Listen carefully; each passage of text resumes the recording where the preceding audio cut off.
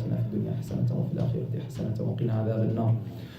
اللهم فرج عن المسلمين في كل مكان. Oh Allah, accept from us, Ya Arhamar Rahimin. Grant us within this life and the next life and protect us from the hellfire. Oh Allah, give relief to our brothers and sisters who are suffering everywhere. Sallallahu ala Sayyidina Muhammad. Alhamdulillahi Rabbil Alamin. All students, please come here. Let's continue the short lessons we started. In the last time, we talked about the rules of memorizing the Quran. And we mentioned the first 4 rules, they all start with B, right? The 4 B's, who remember? The first one, the very first rule in memorizing the Quran is what? Who remember? Be sincere. You remember? Be patient, excellent. So the first one, be sincere. The second one, be patient. The third one, be pious. Right? And we explained in detail, and I urge you to review the videos, and now I'm making quick review so that we continue, inshallah, in learning the golden rules. The 4th rule, here, who remember the 4th rule? So the first one, be sincere. You have to do it for Allah subhanahu wa ta'ala, only to seek His pleasure. Any action you do only to make Allah subhanahu wa ta'ala happy with you, right? To get the reward from Allah subhanahu wa ta'ala, not so that people, they say, he's a hafiz, or he knows how to read, or he knows 10 ajza, or whatever. The second one is, be patient. You can never achieve anything without patience, right? The third one, be pious, because when you avoid the sins, when you obey Allah subhanahu wa ta'ala, that will give you light in your heart, and that will help you memorize. And the 4th one, who remember? The one who remember will get a prize for this.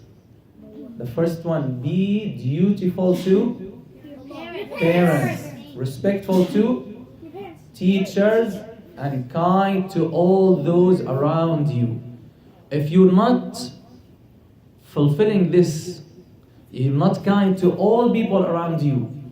In your school, if you have friends, if you're not kind with them, if you don't have good relations with them, can you focus in your study?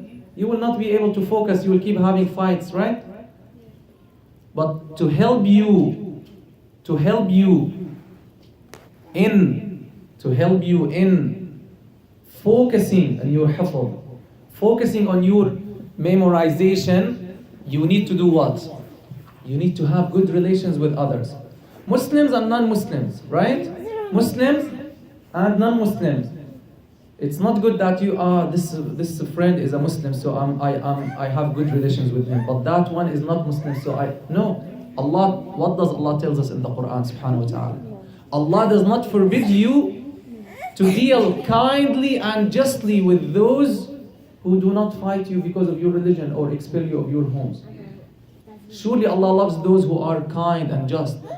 So this means we have to deal with all people around us, Muslims and non-Muslims. How? With kindness and with justice, right?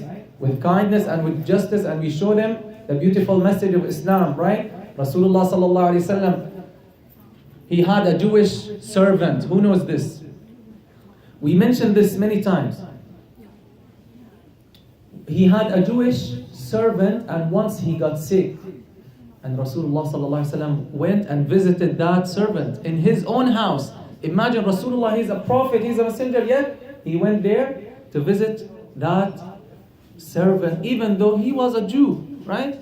So we love all people because Allah created all people, right? We differ with people, okay, but we don't have animosity towards people, right? Because we believe we are all brothers and sisters. Our father is who? Who's the father of all humanity? Who? Sayyiduna Adam alayhi salam. And who's the mother of all humanity? Sayyida Hawa alayhi salam, right? Eve. So we treat others, we love good for others, right?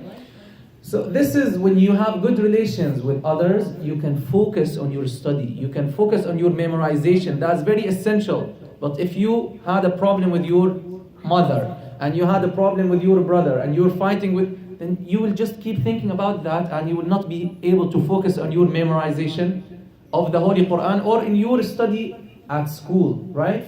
Also Rasulullah sallallahu alaihi wasallam taught us and taught his Sahaba to be kind with all people. I'll finish with this story that I want you to remember, and we mention always in our lectures and khutab. Rasulullah sallallahu alaihi wasallam, when he taught the Sahaba, one of the Sahaba, as in the authentic hadith, he came one time. His name is Abdullah bin Amr.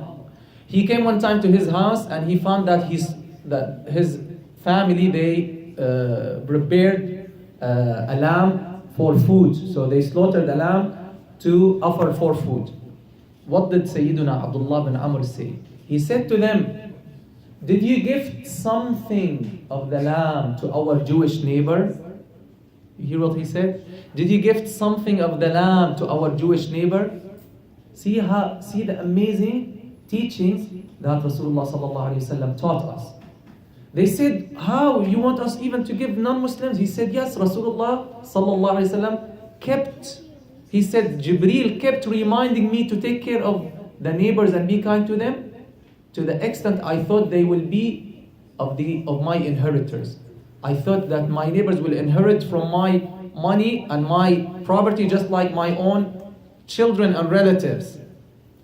Because Sayyidina Jibreel kept reminding the Prophet ﷺ to be kind to his neighbors. So this is the first reminder of the golden rules. Before we continue the rest of the golden rules, number 1, be sincere. Number 2, be patient. Number 3, be pious. Number 4, be dutiful to your parents, respectful to teachers, and kind to all those around you. Sallallahu ala Sayyidina Muhammad, alhamdulillah rabbil alamin. Everyone go to your class.